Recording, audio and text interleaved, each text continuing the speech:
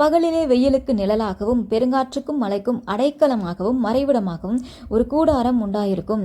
நம்ம என்னதான் வெயிலில் போகும்போது சன்ஸ்கிரீன் லோஷன் போட்டுக்கிட்டாலும் அது ஒரு டெம்பரரியான பாதுகாப்பு தான், திரும்ப திரும்ப போடணும். ஆனால் அந்த வெயிலோட தாக்கத்திலிருந்து நம்ம தப்பிக்கணும் அப்படின்னா நமக்கு ஒரு நிழல் வேணும். மழைக்கு நம்ம யூஸ் பண்ணுற கொடையும் ரெயின் கோட்டும் அதே மாதிரி தான், அது ஒரு டெம்பரரியான யூஸ், ஹெல்ப் பண்ணும், டெம்பரரியாக ஹெல்ப் பண்ணும். ஆனால் நம்ம பெர்மனெண்ட்டாக பத்திரமா இருக்கணும்னா நம்ம ஒரு சேஃபான ஒரு பில்டிங்குள்ளே வந்துடணும். இன்றைக்கி இந்த புயல், மழை, இந்த வெயில், இந்த கொடூரமான தாக்குதல், இந்த எல்லாமே மனிதர்களால் நமக்கு வரப்போகிற பிரச்சனைகள் இருக்குல்ல, அதுக்கு ஒரு உதாரணமாக தான் சொல்லப்பட்டிருக்கு. இன்றைக்கி உங்கள் வாழ்க்கையில் எப்படிப்பட்ட போராட்டங்கள் உங்கள் வாழ்க்கையில் இருக்குது? அட்டமலை மாதிரி பிரச்சனை, இந்த நபரால் எனக்கு ஒரே பிரச்சனையாக இருக்குது, கொடுக்கு மாதிரி பேசுகிறாங்க, பேசுகிற வார்த்தைகள் என் இருதயத்தை கிழிக்குது, எல்லா வகையிலையும் பிரச்சனைன்னு சொல்லி சொல்கிறீங்களா? ஏற்ற துணையே பிரச்சனையாக இருக்குன்னு சொல்கிறீங்களா? இல்லை பெற்றோர்கள் என்னை பிரச்சனை பண்ணுறாங்க, அவங்க எடுக்கிற தவறான முடிவில் எனக்கும் என் ஃப்யூச்சரே ஸ்பாயில் ஆகிற அளவுக்கு பிரச்சனை இருக்குன்னு சொல்கிறீங்களா? இன்றைக்கி எத்தனை பிரச்சனை இருந்தாலும் சரி, உனக்கு ஒரு நிழல், ஒரு அடைக்கலமாக இருக்கக்கூடிய ஒரு கண்மலை உனக்காகவே வைக்கப்பட்டிருக்குது. இன்றைக்கி கர்த்தர் உனக்காகவே இருக்கிறார். நீங்கள் தாராளமாக அவரை நம்பலாம். உங்களுக்கு ஒரு பிரச்சனை நேரத்தில் வரும்பொழுது நம்ம மனிதர்களை அடையாளம் கண்டுகொள்ளலாம்.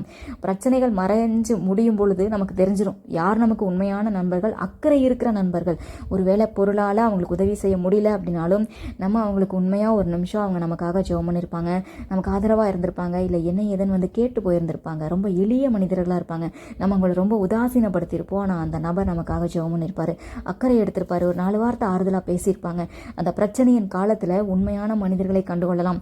ஒருவேளை உன் வாழ்க்கையில் இந்த போராட்டம், இந்த பிரச்சனை வந்ததுக்கான ரீசன் மனிதர்களை முகத்திரையை கிழித்து இது புத்தி இதுதான்னு காமிக்கிறதுக்காக கூட ஆண்டவர் அதை அனுமதித்திருக்கலாம். அதுக்காக பிரச்சனையிலேயே உன்னை ஆண்டவர் விட்டுருவார் அப்படின்ட்டு இல்லை, அவருடைய செட்டைகளின் நிழலில், கண்மலை வெடிப்பில் உன்னை பத்திரமா வச்சிருக்கிறாரு. உன்னை பிரச்சனை உன்னை ரீச் பண்ண முடியாது அப்படின்ற இடத்துல நீ பத்திரமா இருக்கிற. இன்னும் ஆண்டவர் அவர் கண்ட்ரோலில் தான் வச்சிருக்கிறாரு. அதனால் நீங்கள் பிரச்சனையை பார்த்து பயப்படாதீங்க. நீங்கள் உங்களுக்கு இருக்கிற ஒரே அடைக்கலம் அந்த கண்மலை ஆண்டவராகி இயேசு கிறிஸ்து. அவரை நம்புங்கள். யாரால் பிரச்சனையாக வேணாலும் இருக்கலாம், என்ன பிரச்சனையாக வேணால் இருக்கலாம், இதுக்கு மேலே முடியாதுன்ற அளவுக்கு நீங்கள் போயிருக்கலாம். ஆனால் நீங்கள் நம்புங்க, ஆண்டவரை நம்பி, ஆண்டவரே நான் இந்த பிரச்சனையில் மாட்டிட்டேன், என்னை இதுலேருந்து வெளியில் கொண்டு வாங்க, உதவி செய்யுங்கன்னு கேளுங்க, என்னை நடத்தும்னு கேளுங்க.